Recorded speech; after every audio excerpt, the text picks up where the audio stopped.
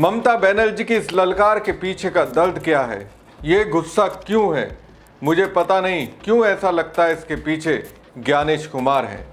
ध्यान दिल्ली की ओर ममता का नहीं जाता अगर बंगाल की सत्ता से ममता को हटाने के लिए नीति के विरुद्ध काम नहीं होता। दोस्तों, लोकतंत्र की सबसे बड़ी ताकत क्या है? आपका वोट, आपका अधिकार। लेकिन अगर वही अधिकार आपसे छीन लिया जाए, वो भी कागजी गलती नहीं बल्कि सिस्टम के नाम पर, तो क्या बचेगा लोकतंत्र? पश्चिम बंगाल में एसआईआर को लेकर जो आरोप लग रहे हैं वो अब सिर्फ राजनीति नहीं रहे, ये सवाल बन चुके हैं चुनाव आयोग निष्पक्ष है या नहीं।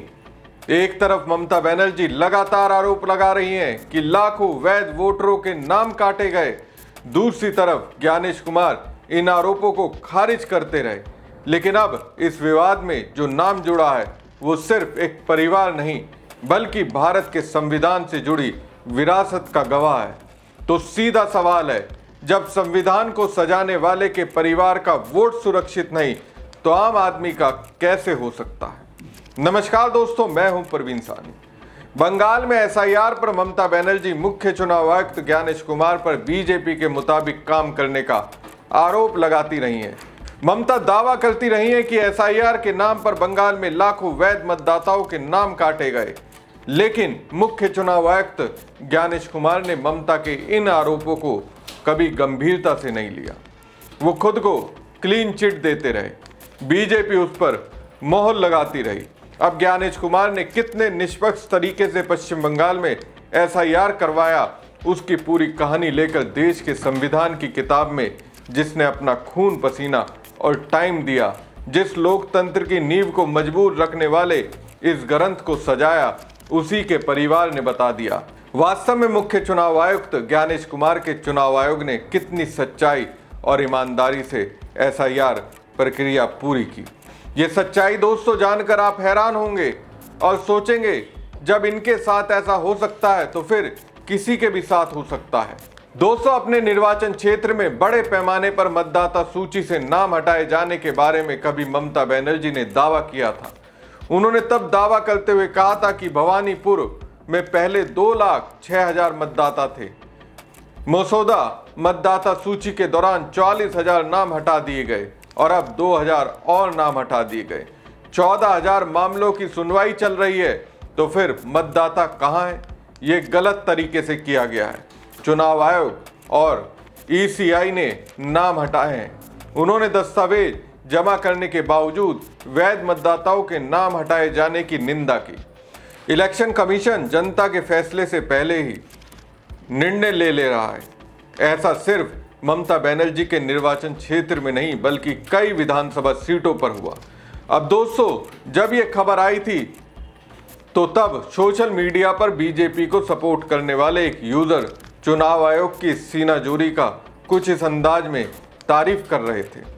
उसने लिखा था, 2021 में नंदीग्राम से चुनाव हारने के बाद ममता बनर्जी ने भवानीपुर से उपचुनाव लड़कर 58,000 वोट से जीत दर्ज की, पर अब सुप्रीम कोर्ट द्वारा नियुक्त न्यायिक अधिकारियों की निगरानी में भवानीपुर से भी 60,000 वोट कट रहे हैं, तो यहां से भी जीतना मुश्किल हो गया। देखिए कॉन्फिडेंस, ये कॉन्फिडेंस कहां से आया? ये कॉन्फिडेंस मुख्य चुनाव आयुक्त से मिला, क्योंकि इसे मालूम है ज्ञानेश कुमार कुछ तो कमाल करेंगे जिससे बीजेपी को फायदा होगा। अब दोस्तों देखिए कैसे मुख्य चुनाव आयुक्त ज्ञानेश कुमार के चुनाव आयोग का शिकार भारतीय संविधान को अपनी कला से जीवंत करने वाला परिवार बना।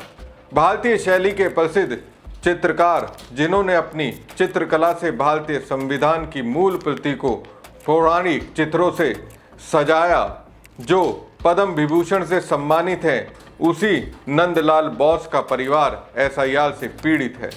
दोस्तों, अपने आप में हैरान करने वाली बात तो है ही, चौंकाती भी है। एक ऐसे परिवार को भी चुनाव आयुक्त ज्ञानेश कुमार का चुनाव आयोग नहीं बख्श रहा है, जिनके वरिष्ठ ने अपनी प्रतिभा से संविधान की किताब को खूबसूरती दी। दरअसल पश्चिम बंगाल विधानसभा चुनाव से ठीक पहले नंदलाल बोस के नाती सुप्रबुद्ध सेन और उनकी पत्नी दीपा सेन का नाम वोटर लिस्ट से गायब पाया गया। ताज्जुब की बात तो यह है कि तमाम जरूरी दस्तावेज और सबूत देने के बाद भी यह बुजुर्ग दंपत्ति अब अपने वोट देने के अधिकार का प्रयोग नहीं कर पा रहा। शांति निकेतन में रहने वाले 88 साल के सुप्रबुद्ध सेन और 82 साल की दीपा सेन ने बताया कि उन्होंने चुनाव आयोग को पासपोर्ट, पेंशन रिकॉर्ड, इंजीनियरिंग सेवा के दस्तावेज और विश्व भारती के सर्टिफिकेट तक सौंपे थे।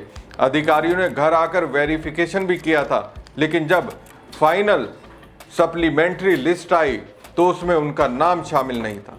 सिर्फ यही नहीं, उनके साथ पिछले 52 साल से रह रहे चक्रधर नायक का नाम भी सूची से गायब है।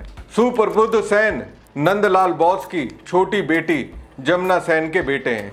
उनका बचपन अपने नाना के साथ बीता। नंदलाल बोस वही शख्सियत थे जिन्हें देश के पहले प्रधानमंत्री जवाहरलाल नेहरू ने संविधान की मूल कॉपी को चित्रों से सजाने की जिम्मेदारी दी थी। सुप्रबुद्ध ने खुद जादवपुर यूनिवर्सिटी से इंजीनियरिंग की डिग्री ली और दामोदर वैली कॉरपोरेशन में 32 साल सेवा देने के बाद 1996 में शांति निकेतन में बस गए थे। चूंकि ये जोड़ा काम की वजह से कहीं और रह रहा था, इसलिए 2002 की वोटर लिस्ट में उनके नाम शामिल नहीं थे। दोस्तों, अब तक 6 सप्लीमेंट्री लिस्ट जारी की जा चुकी है और लगभग 50 लाख नामों की जांच की गई है, जिसमें से 45% नामों को हटा दिया गया है। इस सप्लीमेंट्री लिस्ट में सुप्रबुद्ध सेन और दीपा सेन के नाम गायब हैं। तो दोस्तों, ऐसे चुनाव आयोग ने SIR प्रक्रिया पश्चिम बंगाल में कराई है।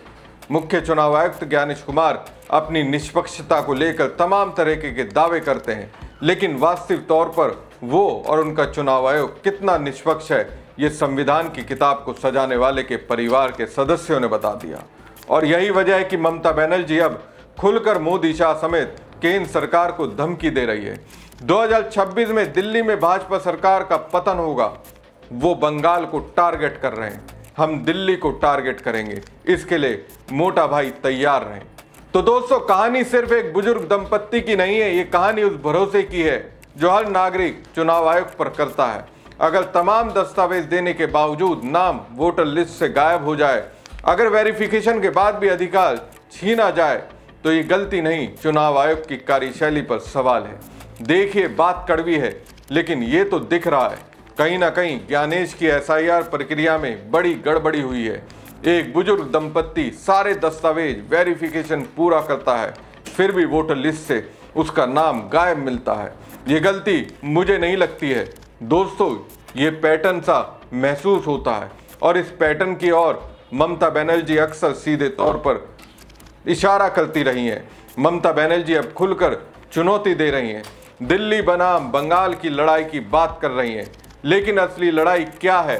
बीजेपी बनाम TMC या फिर जनता बनाम चुनाव आयोग? और सबसे बड़ा सवाल है, ज्ञानेश कुमार के नेतृत्व में चुनाव आयोग क्या सच में निष्पक्ष है? क्योंकि अगर आपका नाम बिना वजह वोटर लिस्ट से हट सकता है, तो फिर लोकतंत्र सिर्फ कागजों में रह जाएगा। याद रखिए, लोकतंत्र की हत्या वोट से नहीं, वोट के अधिकार को छीनने से होती है।